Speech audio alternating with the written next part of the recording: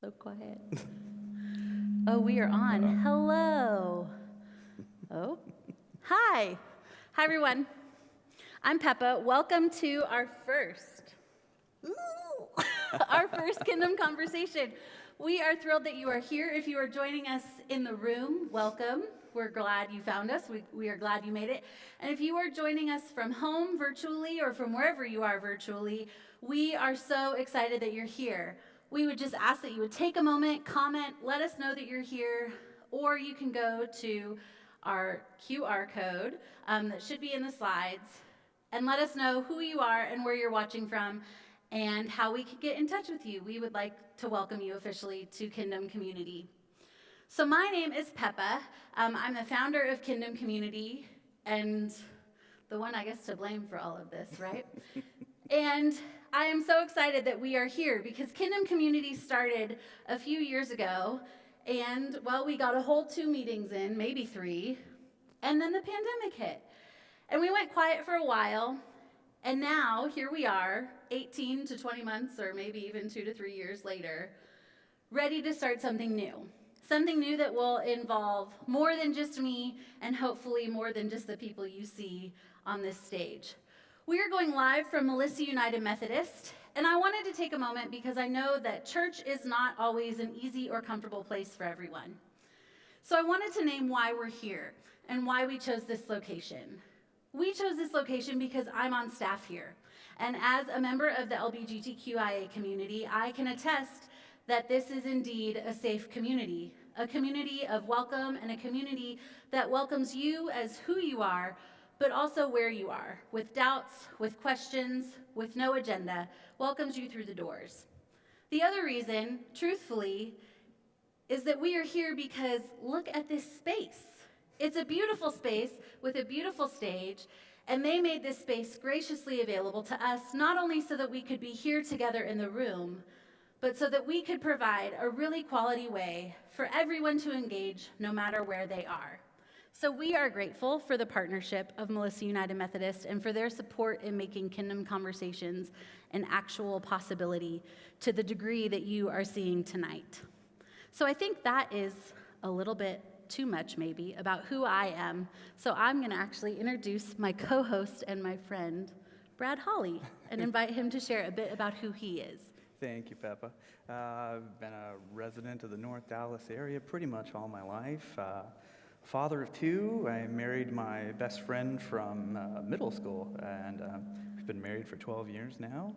And I met Pepa through a previous iteration of this discussion group, and we hit it off. We've had great conversations. I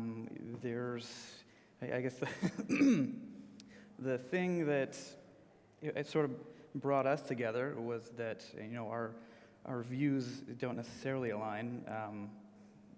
We probably have a different opinion about, one major conclusion about the universe, but other than that, our worldviews align on most everything, and we just struck up a great friendship. We've got great conversations, and so that kind of evolved into this, and we decided we wanted to include many other people in it and just see what people had to say. So, Awesome. So now we'll introduce you to Mally.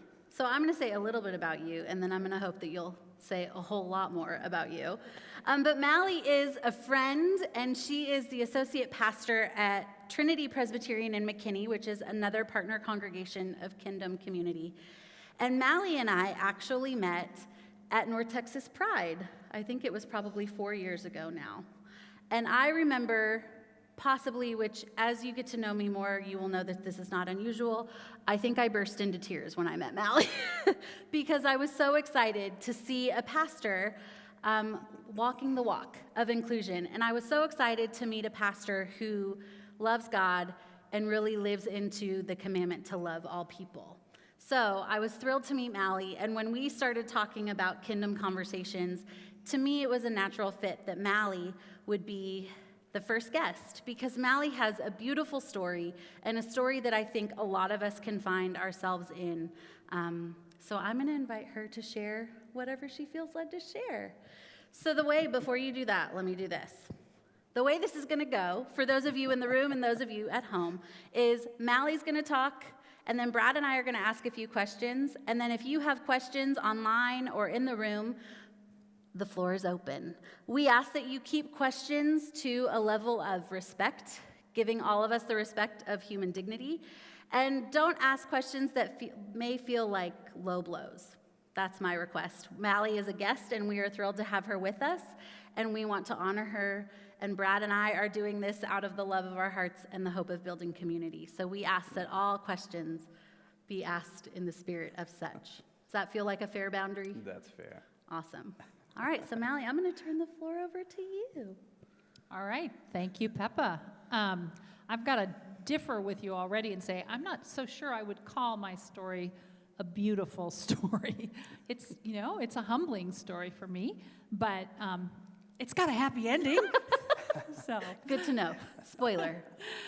So I'm going to start kind of at the beginning. I was raised in Wisconsin in a family that wasn't particularly religious. Church-going wasn't a part of our lives growing up. Occasionally, my dad, when I was a little girl, would drop me off at this downtown Presbyterian church, and he would go to the coffee shop and read the paper. And this church was lovely, but lots of blue-haired people, and I just kind of found it irrelevant. And so just didn't nurture my soul at that point. But in middle school, when my mom, who was an alcoholic, her life just began to spiral downward, I was looking for some stability. So came to faith through an older woman who was having a Bible study in her basement full of teenagers. So that was just a beautiful, beautiful gift to me.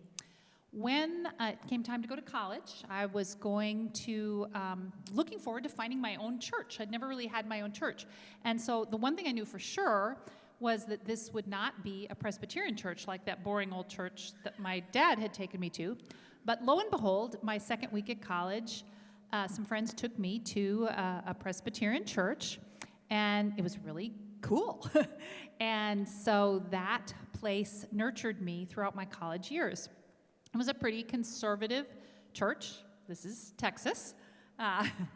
And so those people became my tribe. And throughout that time, I kind of felt a call to be a pastor, to be in ministry. But when I got out of school, rather than going to seminary to become an ordained pastor, I began to work in youth ministry. So I did youth ministry and college ministry for almost 20 years.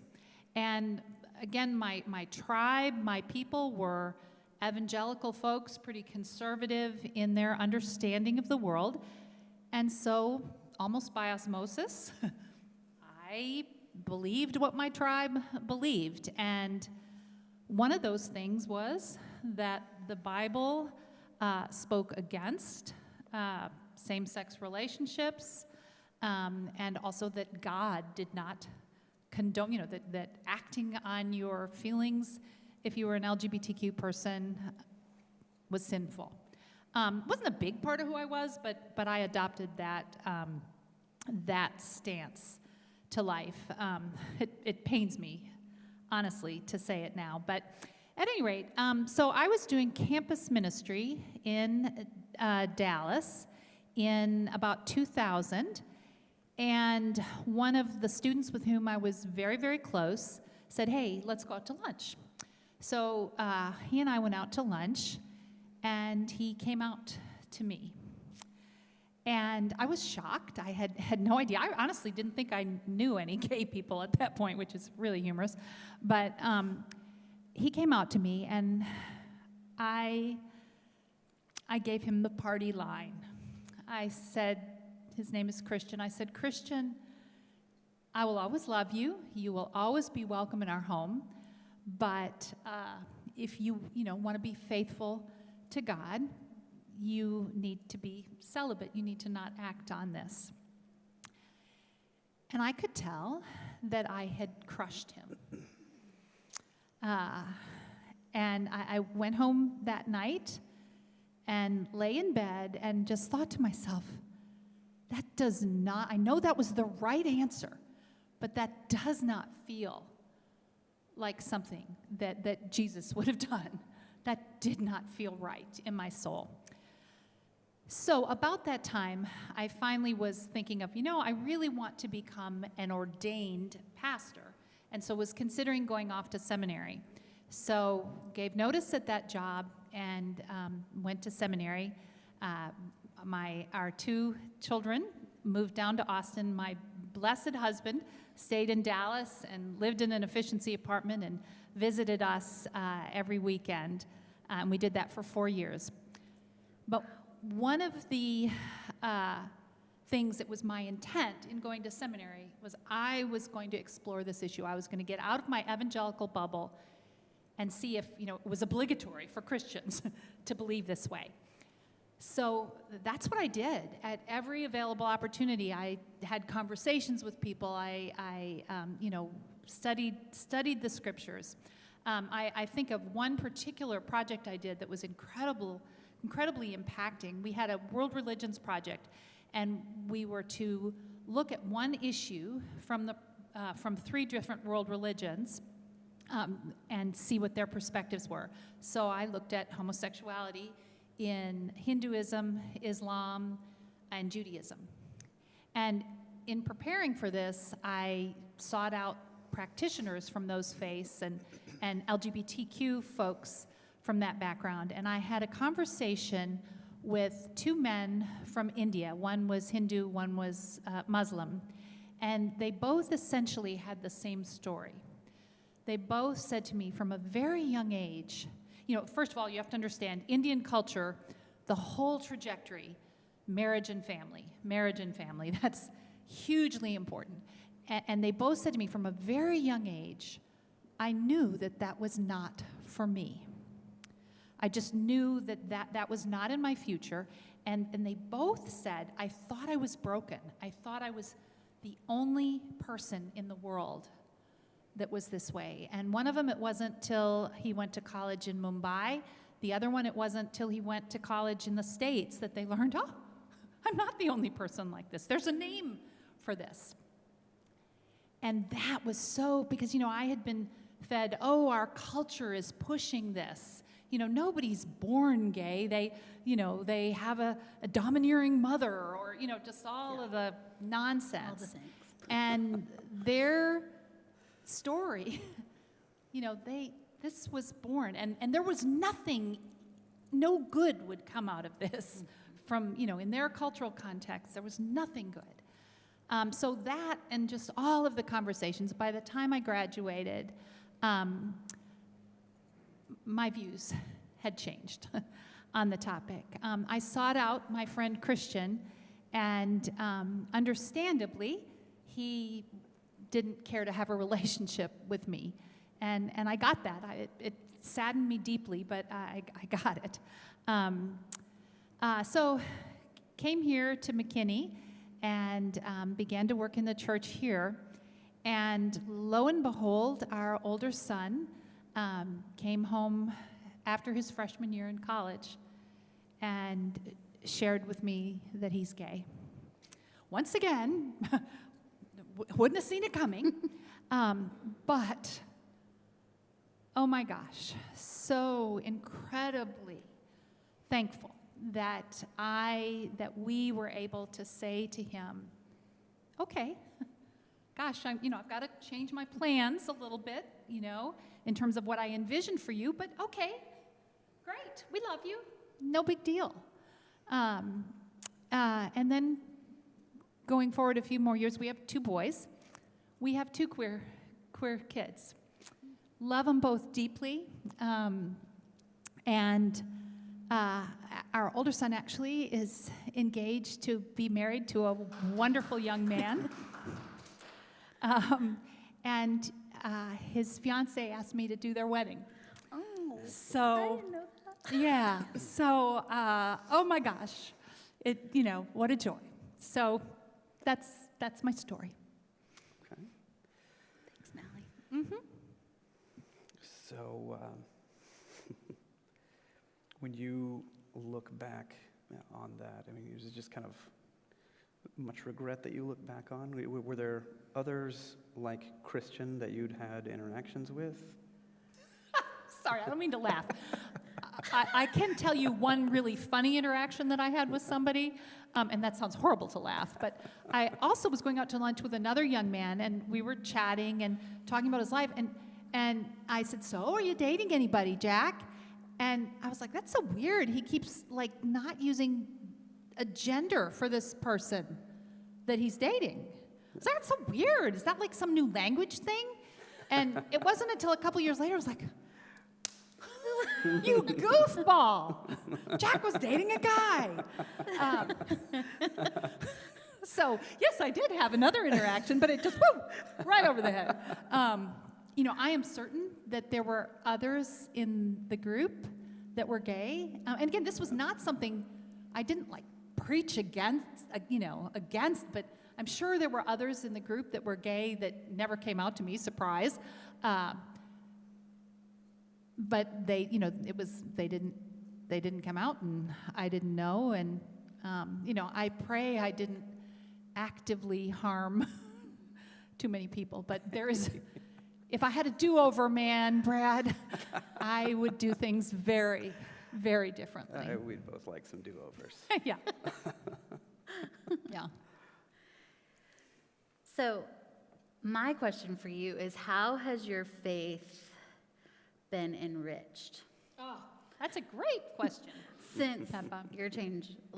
Since your change, I don't know if we want to call it a change of heart. I think of it as a second conversion. I really I do. love that. Okay. Because it was that big of a sea change for me.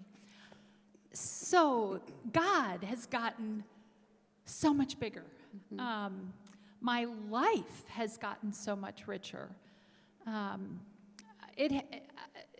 So many gifts in my own life. So many friendships that I wouldn't have had without this. So many opportunities to just be on sacred ground. Pride is my favorite day of the year. I like Christmas too, but to be able to go to Pride and visit with people who have been harmed by the church, and to look them in the eyes and say, "No, you are beloved. You are beloved." To get to be the messenger to say that is sacred ground. So, yeah, Awesome. It's been a gift to me. Love that. I commend your ability to go back to that person, to at least to And try. let me tell you, thank you for asking that, because he and I are now wonderful friends now. To his credit, Christian. several, Okay. several, All right. and yeah, I also have a son named Christian, so but that Christian, he finally, a couple years later, said, very tentatively, "Okay, maybe you really have had, maybe this isn't a trick. You really have had a change of heart." And so we, through social media, and then we had some phone conversations, and not too long ago, in the spring of this year, we actually, he lives in California, but he came back into town. We had lunch together, and it was just such a gift, such a beautiful time. So yeah, That's and that's to his credit. That he was willing to let me back into his life. And he is happily married, doing wonderful things in the world. So once again, my privilege to know him and to be in a friendship with him. Well, I'm happy for that. Yeah, me too. I Me think too. In the first place, it takes a lot of courage to go back to somebody that you've had that kind of an interaction with. Maybe you left maybe a bad taste in their mouth would be kind of That's an sugarcoating it. understatement. But yeah, it takes a lot of courage to do that, and then for him to also have the courage to kind of reciprocate, to repair that. Yeah. Because that's hard to do. Yeah, my hat's off to him, honestly, in that one. Absolutely. Yeah. I have a question. Of course I have a question. It's my job. Was there ever a point where you felt like there was a line in the sand drawn for you? Like, this is either I can find a faith that leaves room for this, or I will walk away from faith forever? Was there ever that moment, or did you ever have a moment of like, maybe I can't be a pastor or a Christian? Maybe the harm is too deep. The more I talk to LGBTQIA folks and hear their pain, in some senses it is hard to be a part of an institution that has caused so much pain. So absolutely that. But in terms of my personal faith, no, because I think, this was all about our misunderstanding of the limits of God's love. And so that really has never been in question for me. I will say, had I understood, I have many friends who have LGBTQIA kiddos who were in conservative churches it was presented to them as if, either you're faithful to God or you stay with your child. And they have made the right choice and said, by church, and in their thinking, by God, and supported their children. And then they found out, oh, there are Christians, that's not a mutually exclusive thing. Had I understood the world in that way, I absolutely would have chosen my child. Mm-hmm. But thankfully, by the grace of God, and, unfortunately, Christian was the sacrificial lamb that opened my eyes, I wasn't faced with that kind of a choice. Okay.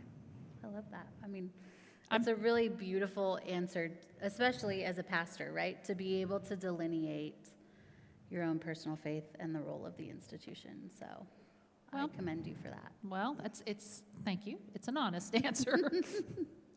Yeah. Yeah. In your story, you mentioned your tribe. I think people kind of talk about the word tribe a lot. Mm-hmm. It's kind of a buzzword. And while it might be kind of getting overused at this point, I think there's a good reason, because everybody kind of, especially now with social media, and that's how a lot of people interact and keep in touch, it's so easy to get siloed off into a certain group of opinions with other people, and to kind of get further entrenched by those people, because you don't want to be the outcast. And so, I wonder, the tribe that you used to be a part of, I mean, are there any of those people that you still communicate with? Have any of them had a change of heart, or? Another good question. A lot of that world, I have not gone out of my way to keep up with. Gosh, I hope none of them are listening. There's this. If they are, hello. Yeah, hi. There's a part of me that is the mama bear. Yeah. And it's hard to get over the harm that was done to my children. Not overt harm, but they grew up in an environment where they believed, my older son, when he came out, he was wrestling with some of those issues, not because he thought I currently felt that, but because just it was a part of what he grew up with. Mm-hmm. And I'll never forget one day, it was kind of that summer, as he was, kind of that coming out process is so vulnerable, and you're just so tender. And one day it was unusually late for a college student to be up, and I went up to check on him. There's no such thing. It was almost supper time. And I went up there, and he was in the fetal position in his bed, and he said, "Mom, will people leave the church because of me?" And I said, "I don't know. Maybe. But boy, if they do, it's their loss." Sure. So I'm kind of digressing a little from your question, but so there are a lot of those folks. I guess I maybe need to do some work. I mean, if I ran into, I can be cordial and, but a lot, but others I've kept up with, either just the bonds of friendship were so strong. And I would say there are a couple of young people that came up through the ministry that are very progressive in their understanding and very inclusive. Yep. In fact, as I reposted tonight, just looking down at the folks that responded to that I was doing this, it was just interesting to see that some of those kids were, so I was like, oh, thank God, I haven't done permanent harm. They're good with this. Yeah. But I want to go back to the tribe thing. Yeah. Because I want to make sure, now I have a new tribe, a wonderful tribe. I love this tribe. But I want to make sure that I am not just switching tribes, that I'm really more careful now to listen, whatever do you want to call it, your gut, the spirit, the whatever, because I'm not sure I ever really believed all that stuff I was supposed to believe. I mean, I always struggled with, like, unless you accepted Jesus as your personal Lord and Savior, you were going to go to hell. Same. That just never sat right with me, but I knew that was the right answer, and but this was what I was supposed to believe, because there are a lot of beautiful people, those are wonderful people. They weren't horrible people I was hanging out with. They were, there was a great deal to respect and admire, and so I want to make sure that I'm, wherever I am, I'm really listening to what's right. Yeah. So Well, that's difficult, because I think we naturally gravitate toward certain kinds of ideas and points of view, and so it feels difficult not to get siloed off, into pigeonholed, a group or a tribe. Yeah, So, particularly today. That's hard work. Yeah, it is. Particularly today. Yeah. I agree. Like, I think sometimes it's easy, right, to exist in like-minded circles, right? But one of the things I love, especially about this community and about this whole adventure of Kingdom Conversations, is that we get the chance to hear other voices. And truthfully, like, if I had lived in that world only listening to voices that thought like me or people that think like me, I don't know, Brad, that we would be friends. And so it's beautiful. It's exciting, right? I think that's part of what we're hoping to do, is to widen the definition of the voices that we're listening to and to maybe model a different way. Not that that's needed now or anything. I mean, I don't know what you're talking about, like division and things. Like, this doesn't feel polarizing at all. The world doesn't feel polarized, right? No. If it's all right with y'all, are we ready for some questions from the peoples, the folks? Everybody out there. So, folks do we have questions online already? Corey's raising her hand. So, folks at home, FYI, I forgot to say this at the top. It's going to happen. It's the first time.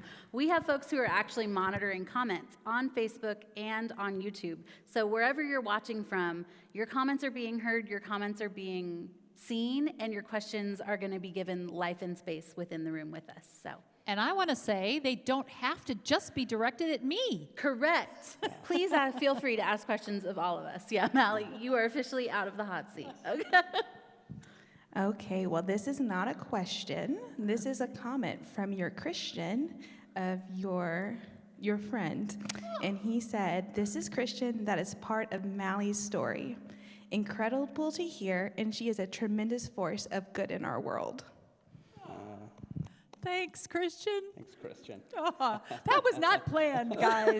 That was, thank you. I love you very much. Oh, here, I have Kleenex. Yeah. Have Kleenex. Thanks a travel. lot, Christian. You're making me that's cry. Great. That's great. Glad to know I'm not the only one. Are there any other questions from within the room or online? So I have a question. Pastor Mally, after you did the World Religion Project, where you were evaluating the different religions' treatment of sexuality within the religion, how did that impact your studies as a Presbyterian? It was a few years ago.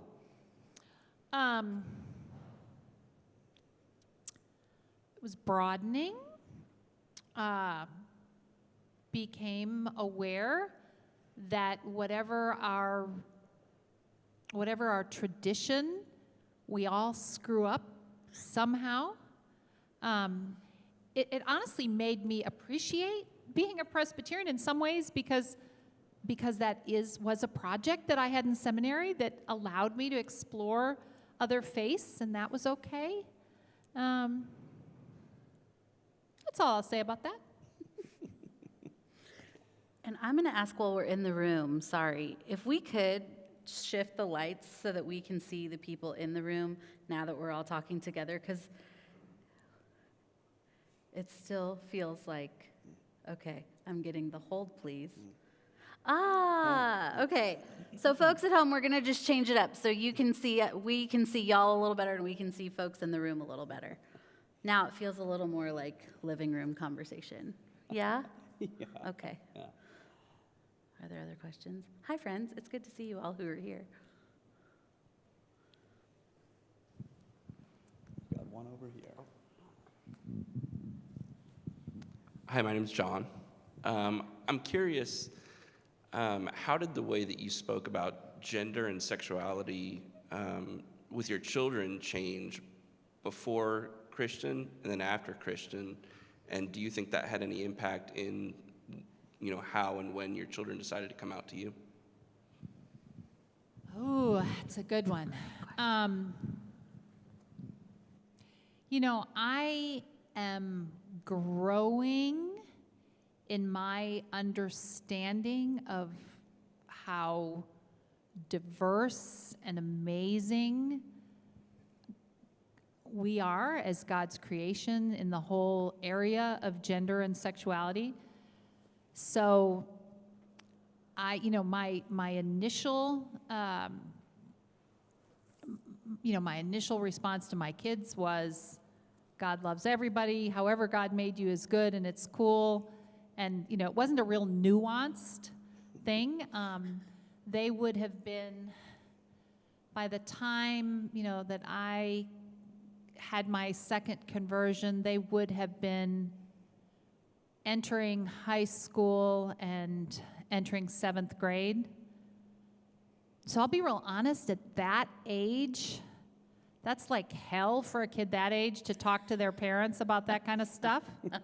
So there weren't a whole lot of really in-depth I'd kind of missed an opportunity, to be honest, that conversations we could have had when they were younger. Yeah. And I also still, I was still new on this journey, so I just made some assumptions about my kids. So I'm not sure that'd be another area I'd probably take a do-over in, to do a better job with that. But I will say also, I'm not sure we were yet in those days thinking in such nuanced ways of, of separating out identity and attraction and, all the language that we have now. Just, at least in the circles I ran in, it didn't exist as far as I was concerned. So, but it's a great question, and I think it's something that parents really need to give some thought to and be very intentional about. I'm going to do better with my grandkids, Lord willing, if I get grandkids. My imaginary grandchildren.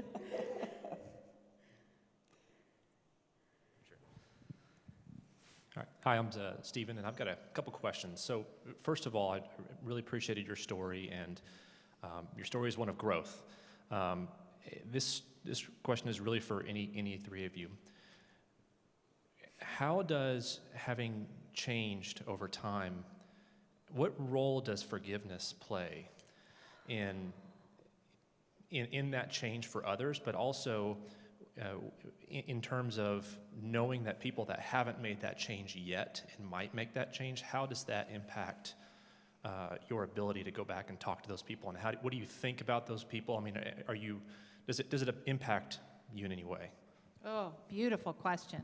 So I want to separate that out because it's forgiveness in a lot of areas, right? I mean, I am so grateful for Christian's forgiveness of me and his grace with me. I've had to work on forgiving myself, and that's an ongoing journey there. But then transferring that to folks who are not where I am. And that's a toughie, because as I say, I mentioned the mother bear thing. You know, there is a visceral part of me that's like, hurt my child, hear me roar. And so that's a part of me that's hard to overcome. That being said, I am a pastor in North Texas. Our church is diverse. You know, we say to folks, we are a fully inclusive church, but all are welcome here. The only thing you need to commit to is treating one another with respect. So we have people in our church who are all along the spectrum of this journey. Probably not real hard right, because at some point they would decide this wasn't a good spot for them. But we have folks who think differently. And so I'm interacting with them all the time and choosing to be here because I want to be in a place where I can make a difference. So it's a spiritual thing for me to fight with the mama bear, and to love those people the way God loved me when I was wrong on this issue, and to be as gracious with them as Christian was with me. So it's a great question. I'm going to take a crack at it, if that's okay. So I'm also a pastor, and I'm also a member of the LGBTQ community. So I've never been on the side of against or anti, but it was not until I came out that I experienced what it was like to receive some of that, right? I'm white. I present however you want to assume I present, right? And so I get a lot of choice about how I disclose things. And I think, truthfully, forgiveness has played a huge role in the life of my family. So coming out later in life, falling in love with my wife, who's in the back and excited. So falling in love with my wife, to me, was as much a call as answering a call to ministry. And so I couldn't separate my identity as person of faith and person who is in love with Kelly. That had cost for me in my life. It had cost for me in my family. It had cost for me in my church. It had cost for me, and probably still will have cost for me in my career. And so there came a point where I had to make a choice of living in a spirit of resolute forgiveness, in the sense that I am self-differentiated enough, right, to know what work is mine to do and what work is the work of other people. It's allowed me to be resolved in the sense of knowing who I am and how God feels about me and members of our community, how God feels about all people, I think, really truthfully. It's not just extended to the LGBTQ community. But extending forgiveness in a way that has left space for me to be in boundary-driven relationships with other people who don't necessarily honor or respect who I am, in a way that I can be in the room with them, in a way that I can be cordial with them, in a way that if it happens that I'm the pastor who happens to show up in the room for them, to support them, to love them. That Stacy's bringing me Kleenex. We're okay. We're all right. We're okay. We're okay. We're fine. Unless y'all need Kleenex. Do you need Kleenex, Brad? No, I'm good. Okay. Right now I'm okay. Yeah, okay. Stacy Piacoon, everybody. Thank you. Thanks, Stacy. So forgiveness has been something that I've had to extend to others in a way that, like, before I would be like, oh, forgiveness is really important. Sorry, this is a really long-winded answer to your question, but forgiveness before I came out in a lot of ways was easier and a little more black and white because right and wrong felt clearer then, right? Maybe not, but in my own understanding, it's how it felt. And when I came out and people that I love very dearly, all of a sudden the love changed and there was betrayal and hurt and rejection. Figuring out how to forgive some of the closest people in my life in a way that didn't ask me to compromise who I am and allowed for room for that relationship to grow and to change. That's really where the crux of forgiveness is for me, is the ability for me to be in relationship with people who may differ in opinion, who may not even validate the fact that I'm female and queer and clergy or Christian. Like, there's like a whole litany of things that like some people would be like, you frankly shouldn't exist. I can still hold space for that without letting it seep into the understanding of who I am, or diminish my sense that I'm worthy of love and care in the world. So forgiveness has allowed me to hold space for myself and for the potential that others might grow by me not just simply saying, I'm cutting it off and I can't be in relationship with you. I don't know if that is a helpful answer or like a, okay.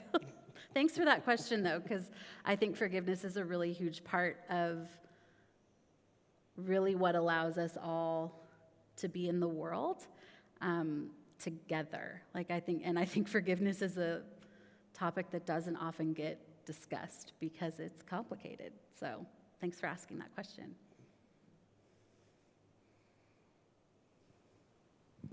All right, I have a question from Gina from YouTube. She wants to know, what advice would you give a Christian ally who attends an all-are-welcome church that also speaks to LGBTQ+ as being a sin? So I didn't hear what was the last, but also. Yeah. So a Christian ally who attends an all-are-welcome church, so Parade does inclusive, that also speaks to LGBTQ+ as being a sin. Get out. Sorry. I'm sure you have something to say this too, but I'll lead off.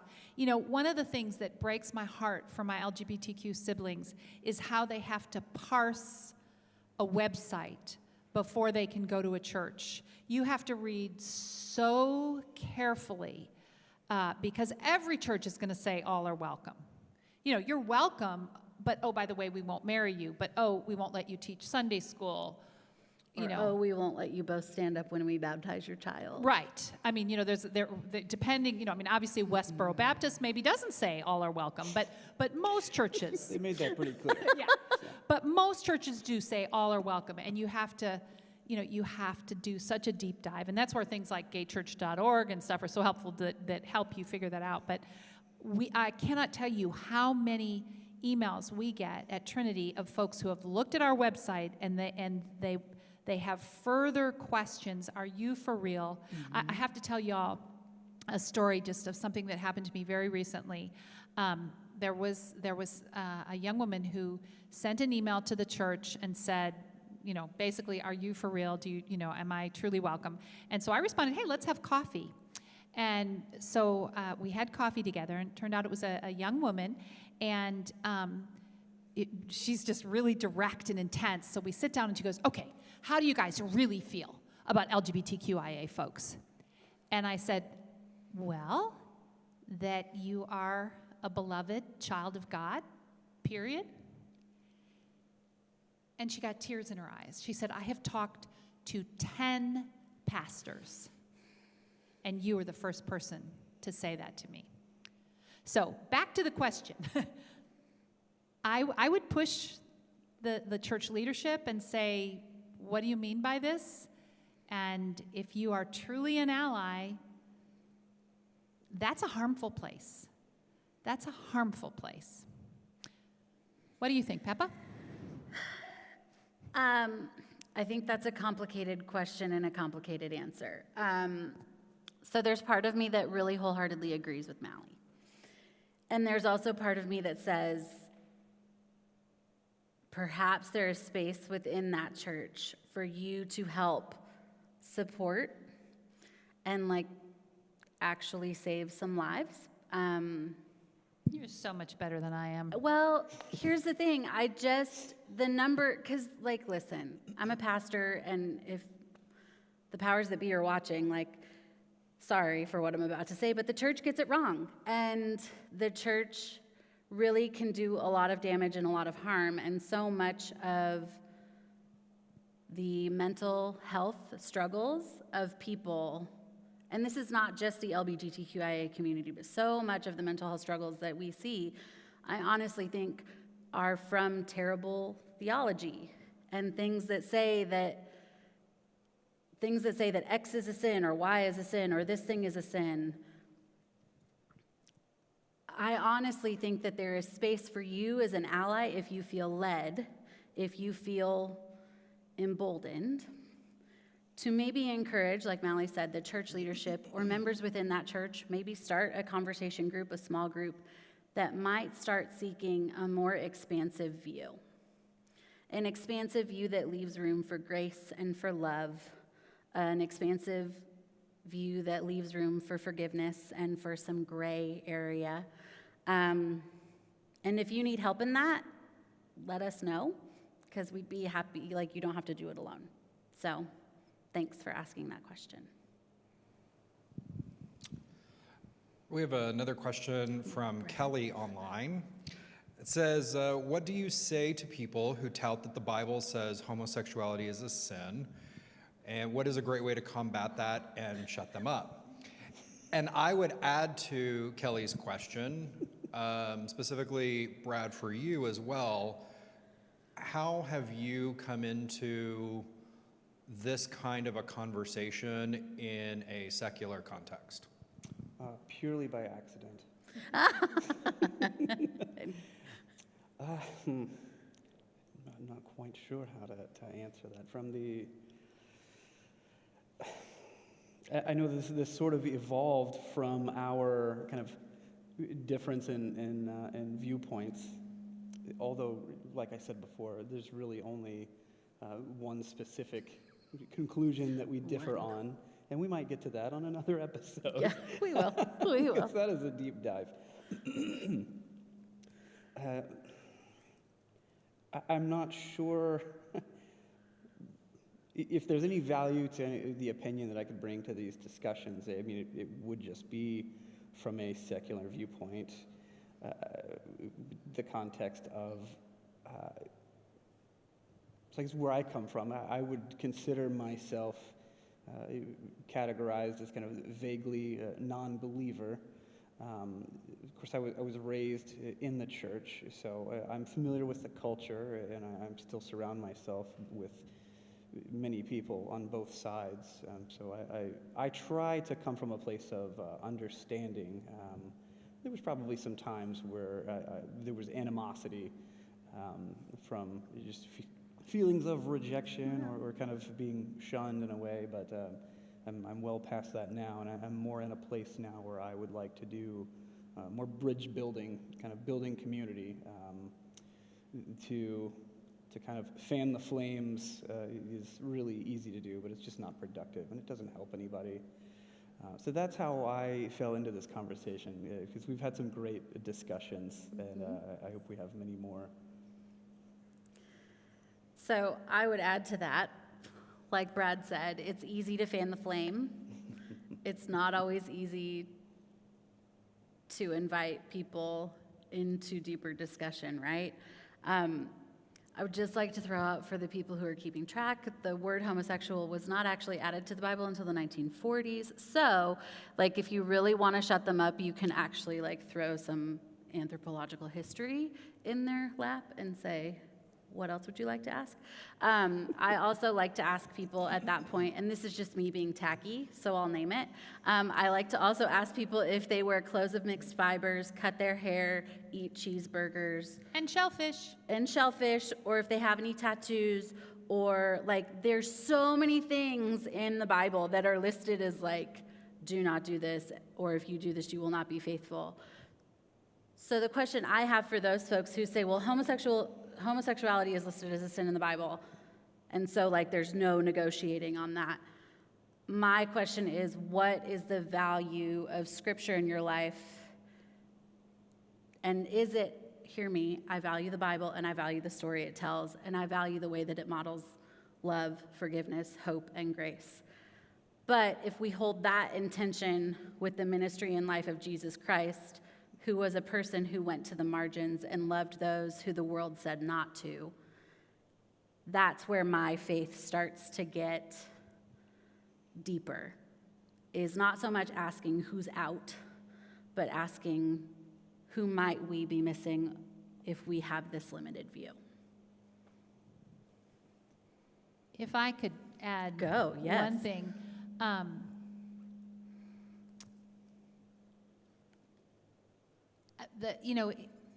I come from a background where people love to have conversations where you're having dueling Bible verses. Yes. And,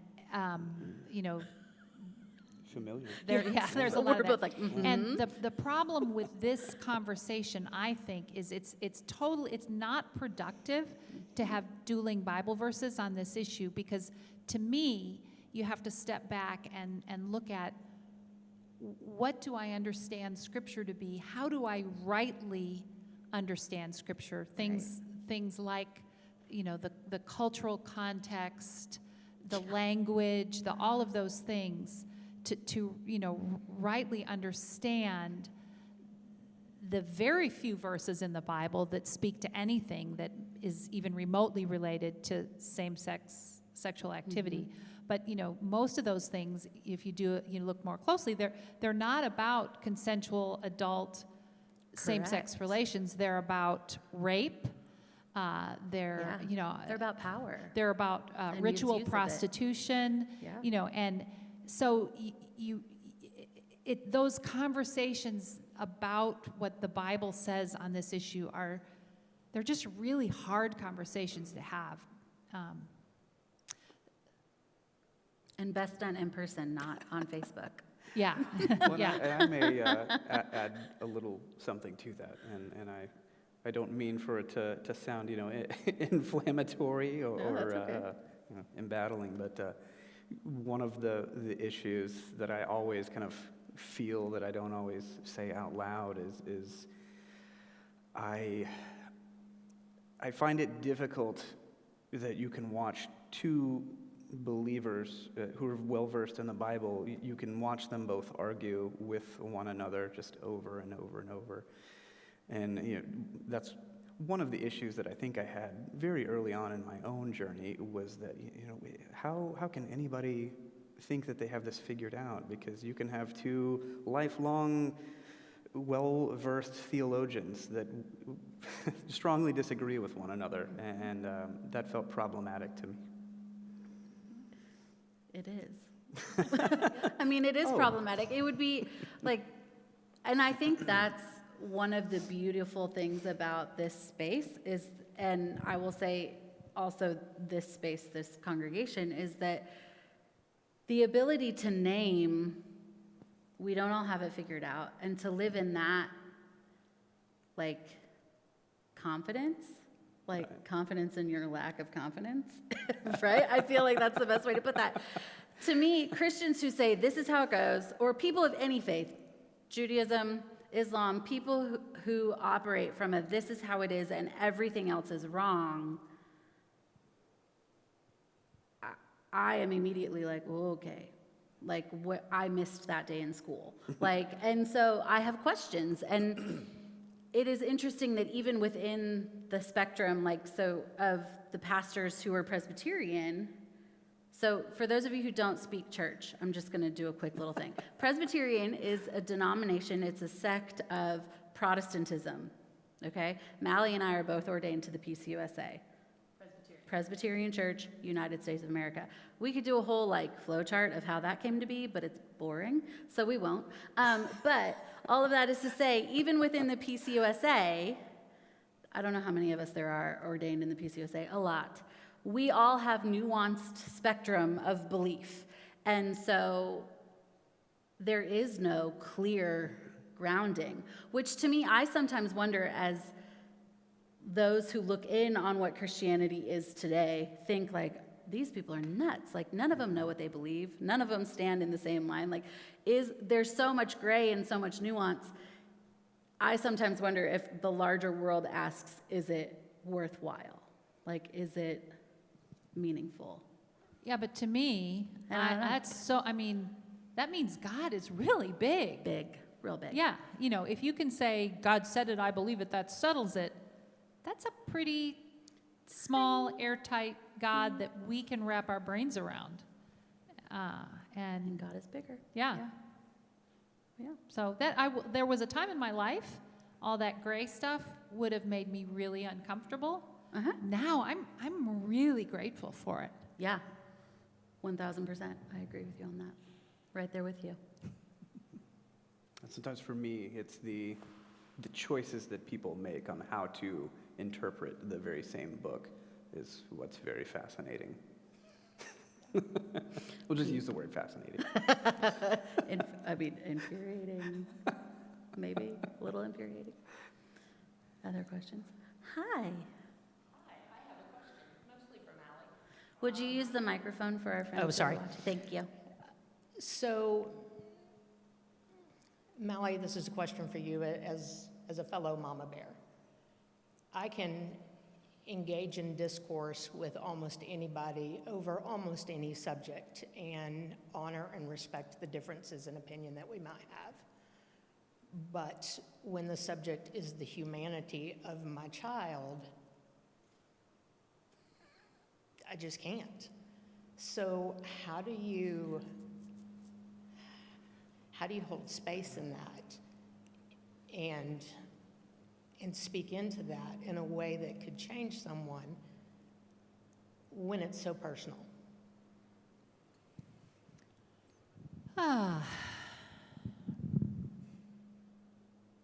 Sometimes I do it better than others.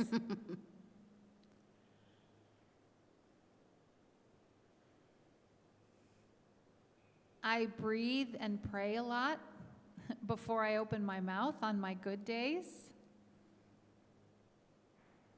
I remember that I was there once. And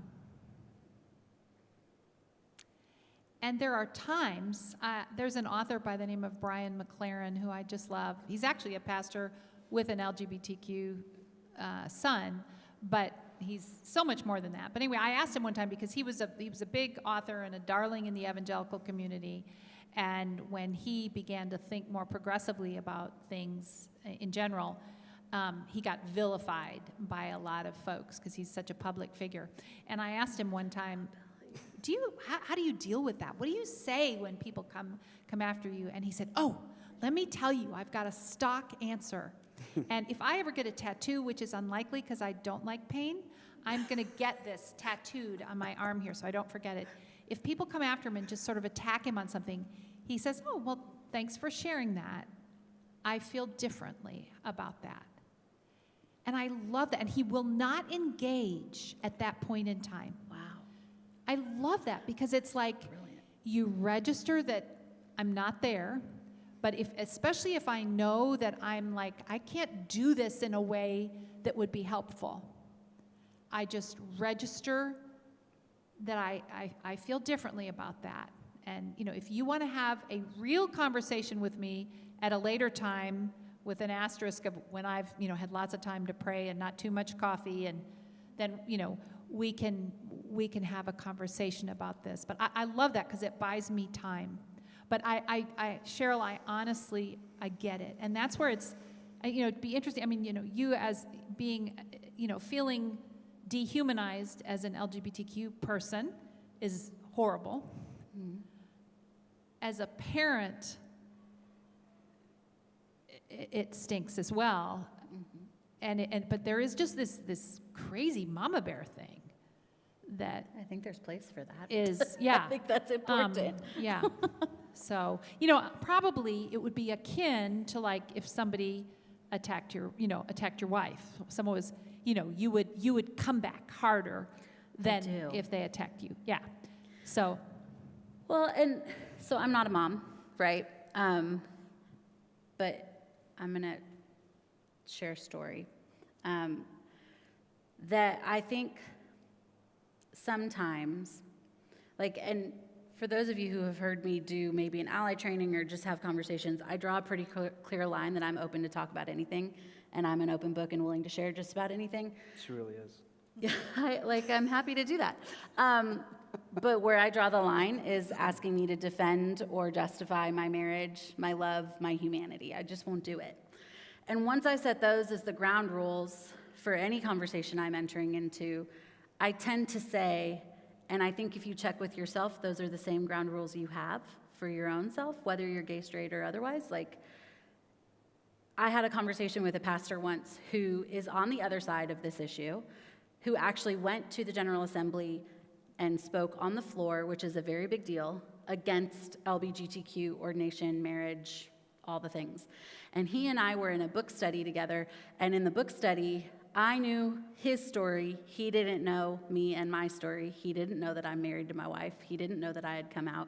And we ended up in a small group within the book study group.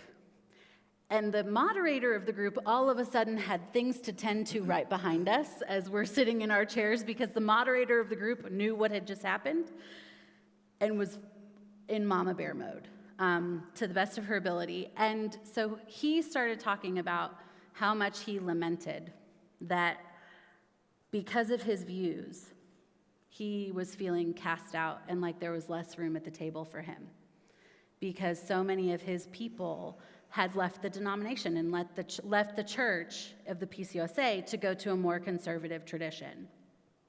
And he's sitting and emotional and just sick about feeling deeply in love with this church and deeply heartbroken for the ways that he now feels isolated and lonely and cast out.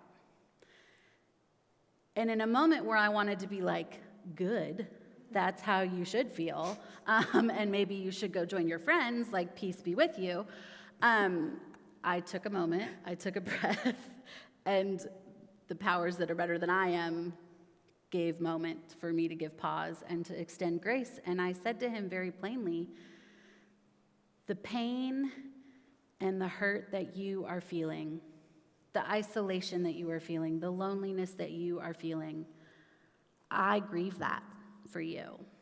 And what I want to say to you in this moment is that I hope my place at the table is never at the sake of yours, because I think we both need to be here.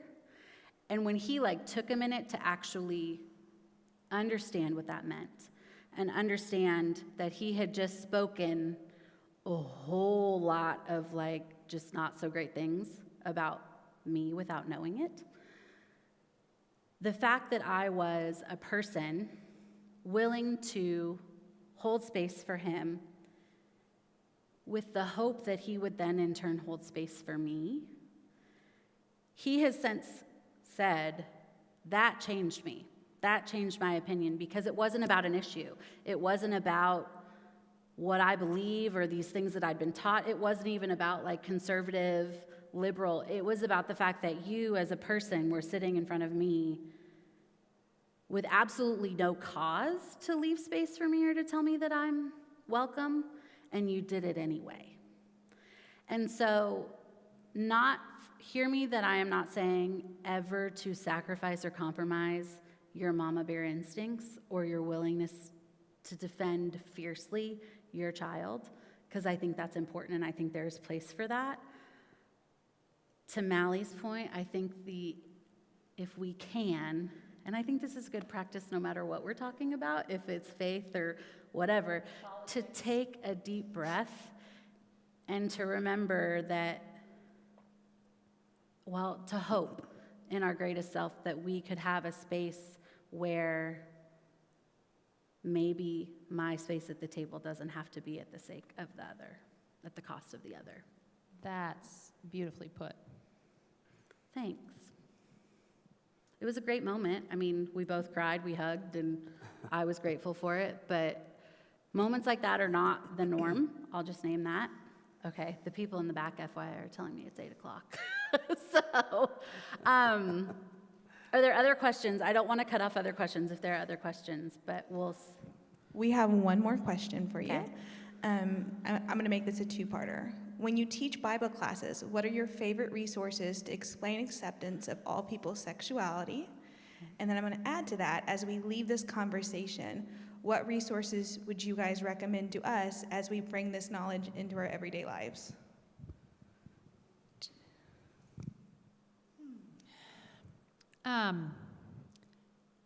Gosh, there's a lot there's a of lot. good books. You know, I like to start with your overall understanding of the Bible, just as a place to step back. And there's a book by Adam Hamilton, who's a Methodist pastor, called Making Sense of the Bible, that he actually wrote it because he felt like his denomination needed to think about how they understood all of Scripture in order to have a productive conversation about the LGBTQ issue. And he has a chapter at the end of the book on it. Now, his views have changed and gotten more progressive even since he's written the book. It doesn't go far enough, but just generally in terms of getting you to step back and think about overall scriptures, I think that's a really good one. Again, knowing that last chapter doesn't go as far as it should. In terms of dealing specifically and only with this issue, Matthew Vine's book, God and the Gay Christian. God and the Gay Christian is a really popular one. What are some of the other ones, Pepa? So here's what I'm going to say, because I'm not a walking encyclopedia. We are not walking encyclopedias. The website I would direct you to is More Light Presbyterians, mlp.org, for faith-based resources. If I'm honest, that's where the degree of my authority ends, because I'm like, I don't know that I've ever had to have this conversation in a secular space, which is a topic for an entirely different episode. But there are some great books out there, and More Light, what I love about their resources page is they actually break it down by topic. And so if there's a specific thing that you are needing assistance with, that's a great one. Unclobber is another book that I really appreciate. Now I'm just thinking, are there other books that I'm missing? Yeah, I'll think of a We'll ton think. as I drive home. And we'll comment. We'll comment in this thread as we think more about it. Are there other questions? Oh, there's another question. Okay, listen, y'all. Okay. Megan asks, how many people that you know of have actually changed their stance or their position as Mally did after conversations or the development of relationships with you specifically? With me specific? I'm like, with y'all? I will tell you more. I hope I've had influence on someone, but often I think it's a number of things that happen. And I think for many people, they can have views about the gays in theory, and then they have a gay child or a gay grandchild or a new neighbor that is just so hospitable and kind and gracious. And I think that is something that once you realize this is a human being, this is messing with what, that I think is a very powerful thing. So I'm not sure that I have coffee with somebody once and they go, bing, light bulbs off, changed my mind. I hope I'm a part of a mosaic of things and encounters that people have, because it's, it takes time for most folks. What would you say, Pepa? So I never enter into a conversation with the express hope of changing someone. So my friend Alex, who is really wise, once said to me that you have a choice when you enter into a conversation, that you can either choose to be right or you can choose to be in relationship. And every time I meet somebody who I'm like, gosh, I really just hope you change the way you feel, I don't say to them, you need to be in relationship. Like, I don't tell them how to be, but I do leave the idea open. The other thing I will say is sometimes the easiest and hardest thing to do is to accept that someone may not ever change. I know in my own life, some of the people that I wish would change the most just won't. And it's not because they don't know me or haven't heard my story or haven't spent time with me. It's because they just don't know how. So my word to you in that question is to recognize what is their own work to do and to do what you can to preserve your heart and your identity, and to know that no matter what people in the world say, you're loved. I think the concept of changing minds in general is a really interesting one. Because I think that's something that a lot of people get stuck on now. There are conversations in a lot of different spaces, and many people are seeking advice on, well, how can I change this person's mind? Or how can I convince them of, X or Y or Z? And anybody that has had the displeasure of reading any of my insufferable opinions online will know that you're not going to do it online. Any chance that you have is probably going to be in person.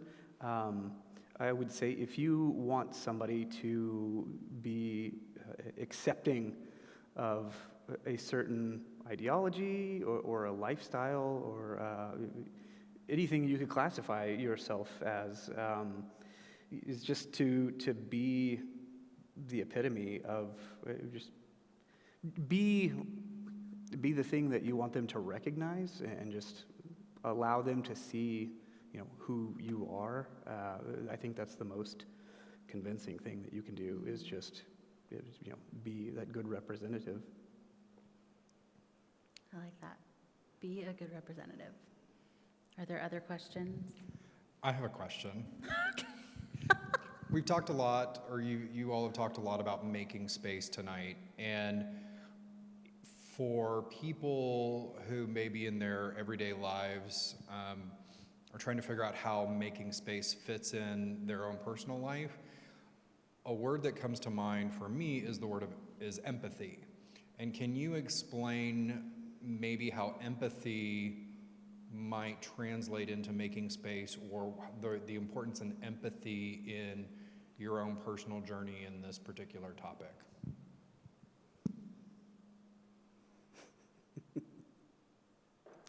Okay, I'll go.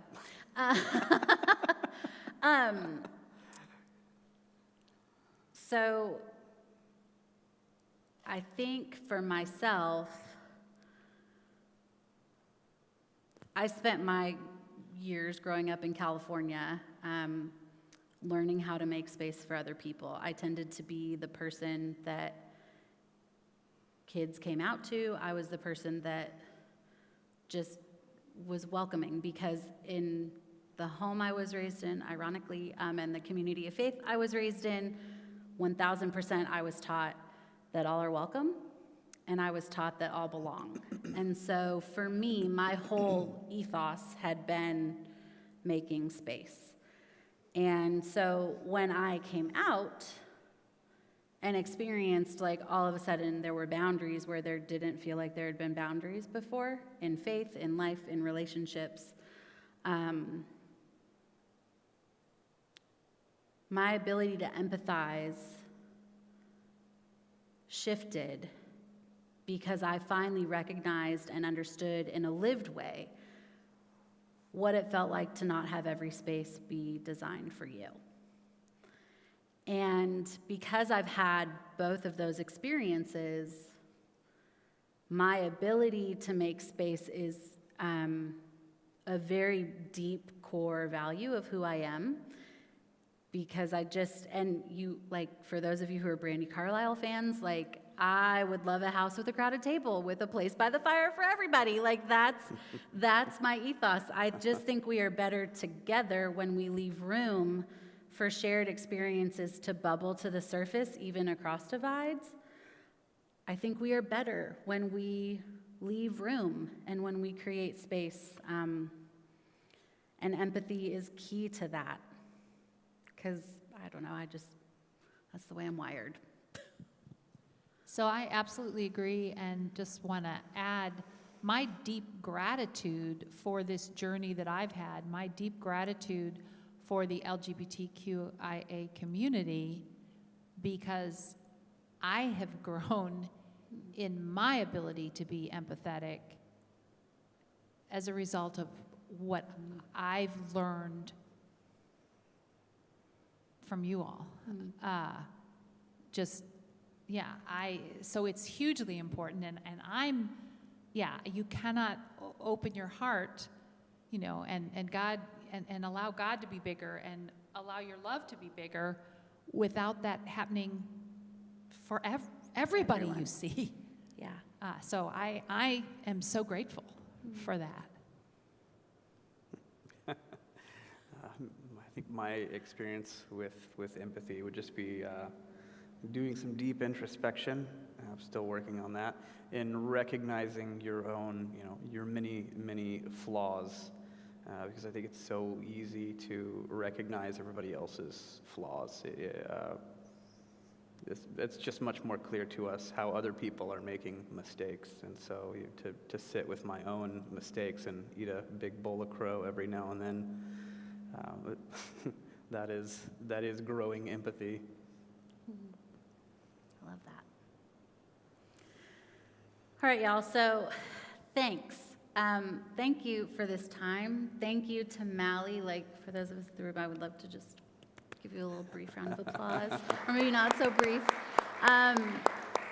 Thank you for coming and for being here, those of you who are here in the room, those of you who are watching online, as we start this adventure of creating space. That's what we're doing. So we are thrilled that you came and joined us, and if you are watching the replay, let us know. We'd love to hear from you. So what's next from here? Because this is round one. So we are hoping that this is the first of many, many, many conversations. Our next one is on October 12th. I think there's a slide that we get. Yay! October 12th. It's on October 12th. And here's the thing. Kingdom is not just limited to this space, right? So one of the things that we are really excited about, in addition to Kingdom Conversations, is the fact that Kingdom is partnering with Camp Gilmont. So there's going to be another slide that says, I don't remember what it says.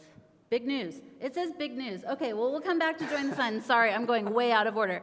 Y'all, it's big news. Camp Gilmont and Kingdom Community are partnering together to provide what we believe is actually going to be the first camp for LGBTQIA youth in the state of Texas. So the reason there is a QR code up there is because that's the link to the interest list. Registration is not quite out yet, but you all as Kingdom Community get first crack at getting on the interest list so that when registration does go live, you'll get a direct link. You'll get an email and you will get information. So we are thrilled and we are really looking forward to that. The other thing that I wanted to highlight is now that we have a conversation and programming, we also have space for others to join in this work with us. So now if we could go to the Join the Fun slide. This is a slide that's got a link to, and for those of you who are in the room, it is on the table. This is a link to where you can sign up to help, to lend your time, your talent, your energy, your resources, however you want to invest in the life of Kingdom Community. We would be thrilled to have you here. Y'all, this is like a big deal. I'm kind of like, now I'm like, oh, we did it. This has been a long time in the making, and I'm so grateful. I'm grateful to Mally for saying yes to join us for the first time, and I'm grateful to Brad. Brad has been, I'm going to brag on you for a moment. I'll do that. well, I'm gonna. So Brad has just been a constant friend and source of encouragement in this, and I am so grateful that you have said yes to join the conversation and to help lead the conversation going forward. I'm just grateful for your role and your presence here, and I'm grateful for all of you. Like, this feels like a very big moment for Kingdom Community, and I hope it's the start of something even bigger. So, any final thoughts from y'all? Just a high five. We did it, y'all. High five from across the room. So, y'all, thank you. Have a wonderful night. Go in peace. There might still be time if you're here to go get coffee at Connections Coffee. Please make sure to say thank you to Tristan, our coffee guy. Thank you to Keith and Kelly in the back. You all are very, very loved. Thank you, and have a great night. Thanks, everybody.